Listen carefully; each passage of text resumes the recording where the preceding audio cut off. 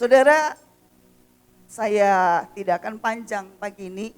Saya berdoa supaya ya. Saudara, saya hari-hari ini sedang bergumul dengan diri saya. Saya berteriak sama Tuhan, saya berkata, Tuhan, saya sendiri butuh yang namanya mujizat kebangkitan untuk mengenal hati Tuhan. Karena saya itu masalahnya tidak punya penglihatan, saudara. Jadi kadang-kadang ya, apa yang diceritakan, apa yang Bu In cerita, saya itu masalah sama penglihatan dan imajinasi. Jadi sesungguhnya, ya saya tidak tahu seberapa saudara, di antara kita itu sangat sulit sekali gentar dengan masa ini. Sulit sekali melihat kegelisahan dan bagaimana Tuhan sangat membutuhkan saudara bangkit. Saudara, saya hari-hari ini berkata, Tuhan paksa buka mata saya. Dan lakukan apapun supaya saya ini bangkit. Saudara, di saat kita supranatural melakukan buat yang lain, di saat yang sama kita harus menjerit dengan lebih kuat untuk kebangkitan dalam diri kita. Saudara, saya tidak tahu dengan yayasan, tapi saya menghadapi itu di sekolah. Dan 18 tahun saya di sekolah, jujur, saya sangat bosan dengan rutinitas. Saya sering kali berkata sama guru-guru, kamu 100 kali bosan, saya 1000 kali bosan. Saya sangat bosan dengan rutin. Tapi saya mau berkata di hadapan Tuhan, seberapapun perasaan saya itu, saya bilang, Tuhan, setiap pagi paksa saya untuk berdiri di depan guru-guru, untuk melakukan apapun yang Engkau mau. Saudara, setiap pagi saya tuh harus menyeret badan saya kadang-kadang. Karena saya berkata, Tuhan, saya harus menghadapi sesuatu yang sama tiap hari. Senin ke Jumat saya harus berdiri, saya dan suami saya. Kita harus khotbah, kita harus menyampaikan firman, saya harus belajar, kita harus belajar tiap hari. Saudara, kadang-kadang saya berkata, Tuhan, itu ya 5 menit saya nyetir dari rumah ke sekolah. Saya bilang, Tuhan, paksa saya, setel saya. Sampai saya ini jadi seperti yang Kau mau. Saudara, waktu saya sampai di sekolah, saya tidak punya lagi kesempatan begitu saya turun dari mobil. Saya tidak punya lagi kesempatan untuk santai, untuk melo, untuk lemah. Dan saya turun dari mobil, saya sudah setel semuanya, saya harus on.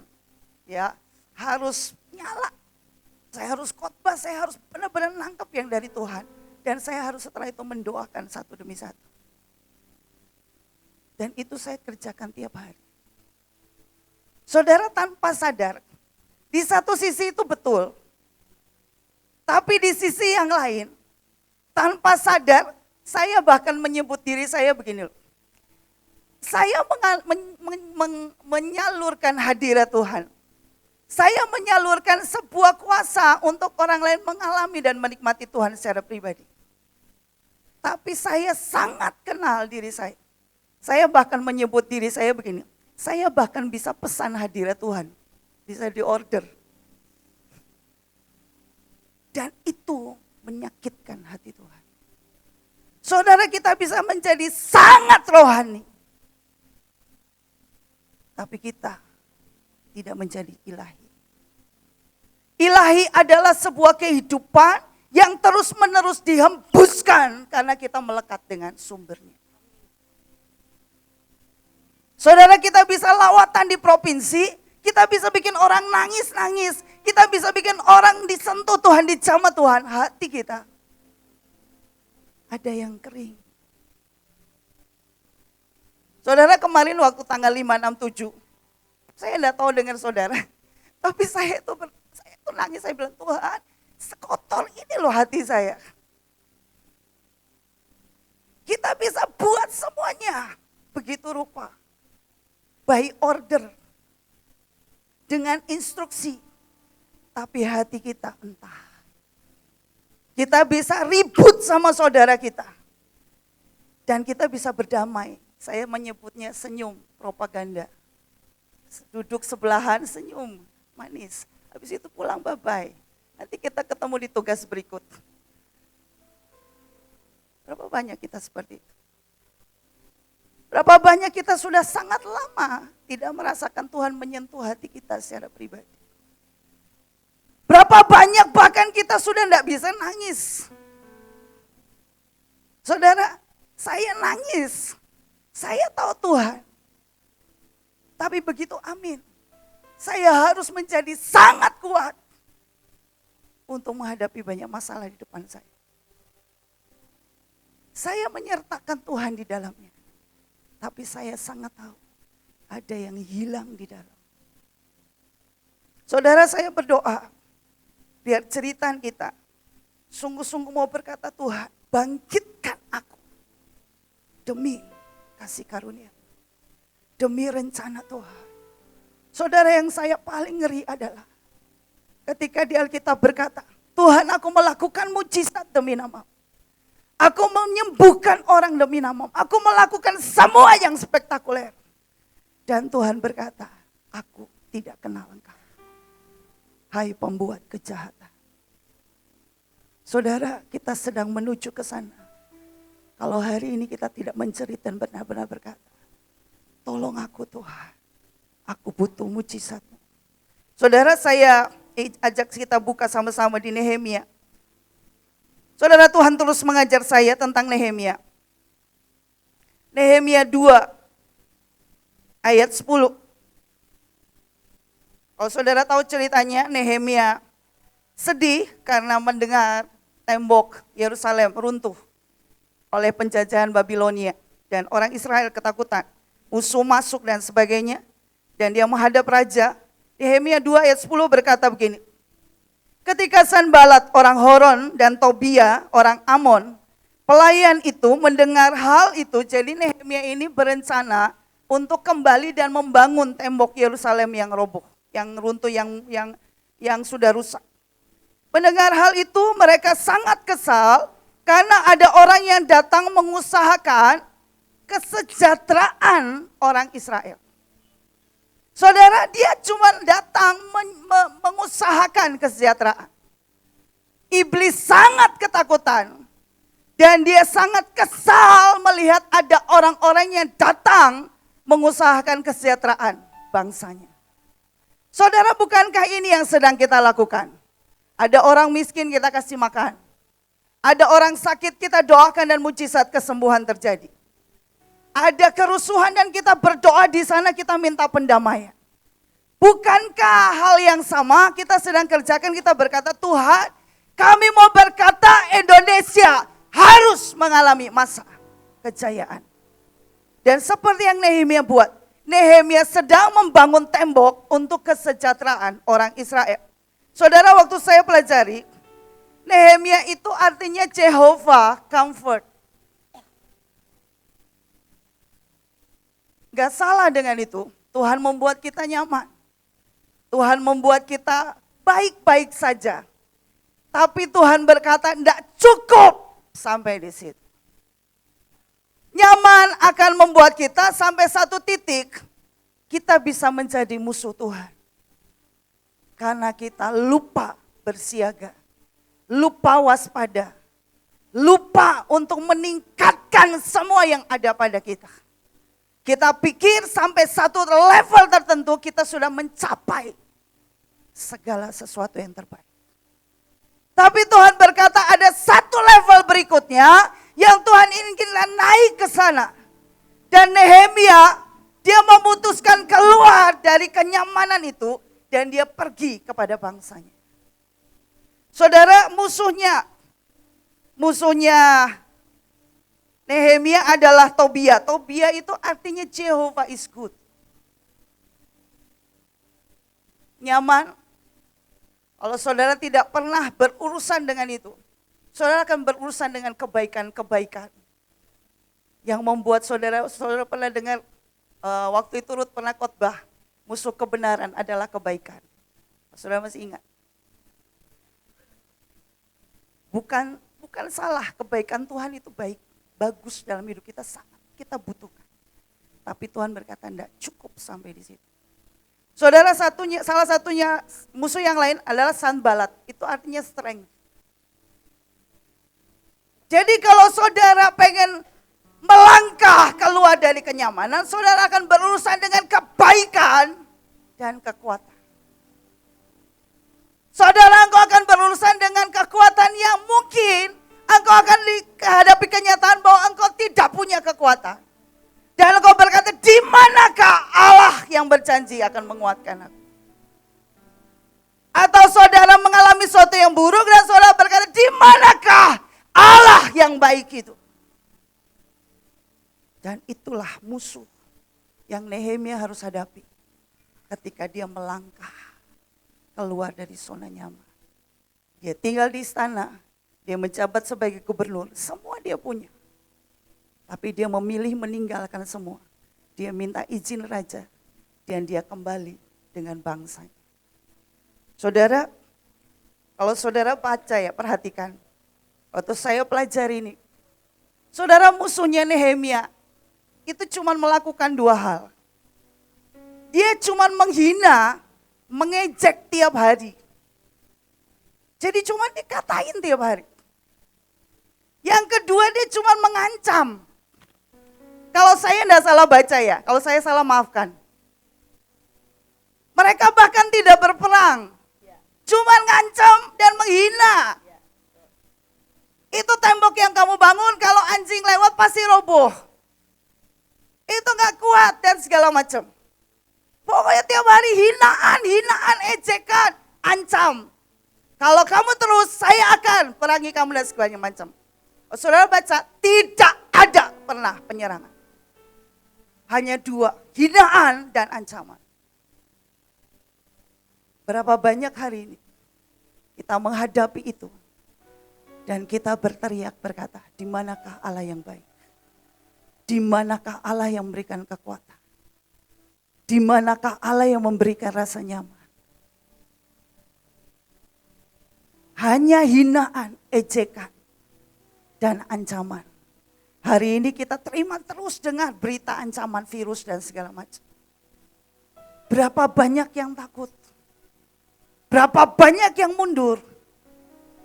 Berapa banyak yang terus memutuskan maju demi kehendak Tuhan? Saudara, ini yang Nehemia lakukan. Kita buka di Nehemia 4. Ayat 17 sampai 18.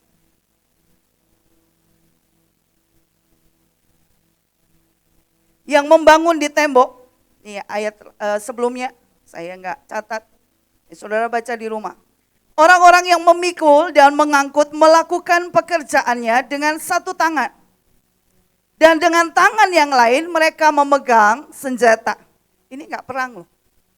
Cuma menghadapi hinaan dan ancaman. Bayangin, satu tangan kerja, satu tangan pegang senjata. Dalam keadaan bersiaga. Berapa banyak kita yang kerja aja. Tapi perang aja. Perang lupa kerja, kerja lupa perang. Banyak ya.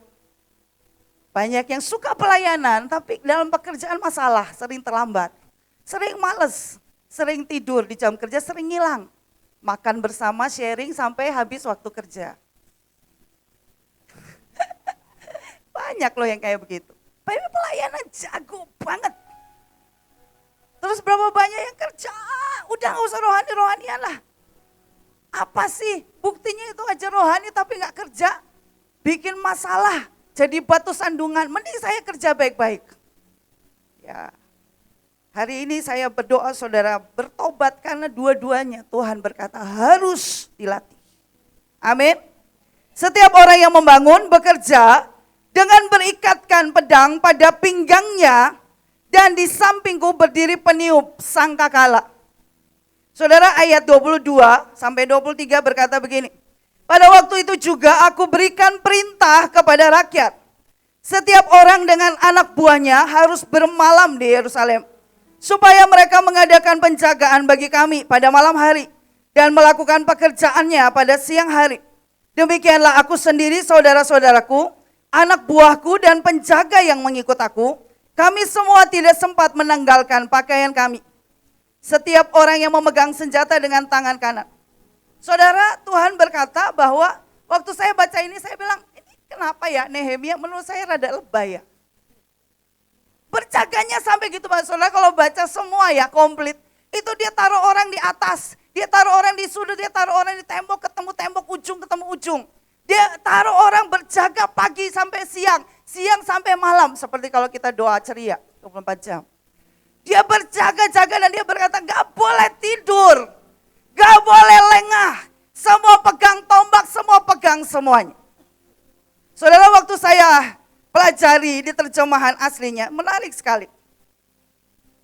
Ternyata terjemahan aslinya mereka dikatakan begini. Tapi lawan kami berpikir mereka tidak tahu. Jadi Nehemia dan anak buahnya pasukannya itu tidak tahu. Dan mereka bertekad menghentikan pekerjaan Nehemia di kiri dan kanan. Left and right. Saya baru ngerti kenapa Nehemia itu harus kiri dan kanan diperlengkapi. Saudara, dan dikatakan di terjemahan lain berkata begini, musuh melakukan sebelum Nehemia dan anak buahnya tahu, dia berkata kami akan berdiri di tenggorokan mereka. Jadi kalau saudara baca itu benar-benar tenggorokannya, benar-benar mereka tekad diinjak. Dan itu yang membuat Nehemia taruh peniup sangkakala di situ. Saudara, waktu saya baca ini, Tuhan itu berkata, jangan tunggu musuh memporak-porandakan, menghancurkan hidup. Tapi sebelum musuh melakukannya. Saudara, Alkitab berkata Nehemia dan anak buahnya mendengar dari Tuhan rencana musuh. Lalu mereka membuat semua persiapan komplit. Dan musuhnya berkata begini, karena mereka sudah tahu apa yang kami rencanakan, maka kami tidak jadi melakukannya. Bayangin. Itu Tuhan. Itu Tuhan yang ajaib. Itu berjalan dengan Tuhan. Itu berjalan dengan kuasa Tuhan. Beberapa waktu yang lalu ada staf saya nanya sama saya, apa bagusnya memadukan jasmani dan rohani? Saya bilang, wah itu keren banget. Kamu pintar, kamu mengerjakan kerjaan dengan hikmat manusia. Tapi kalau kamu gabungkan dengan yang dari Tuhan, ditambah hikmat Tuhan, Tuhan akan memberitahukan kamu 10, 20, 30 langkah ke depan. Dan itu ajaib sekali. Baru dia mengerti. Jangan pernah pisahkan yang jasmani dan rohani. Tapi gabungkan. Karena Tuhan berkata, itu kekuatan yang aku beri. Gabungkan pekerjaan dengan kekuatanmu berperang. Gabungkan engkau melayani Tuhan. Engkau jadi hamba, jadi pekerja. Tapi engkau juga berjalan dan mengenal hati Tuhan. Itu penting. Jangan sampai kita mengerjakan kelihatannya sibuk. Tapi Tuhan kita di sana, kita menuju ke sana. Itu konyol sekali.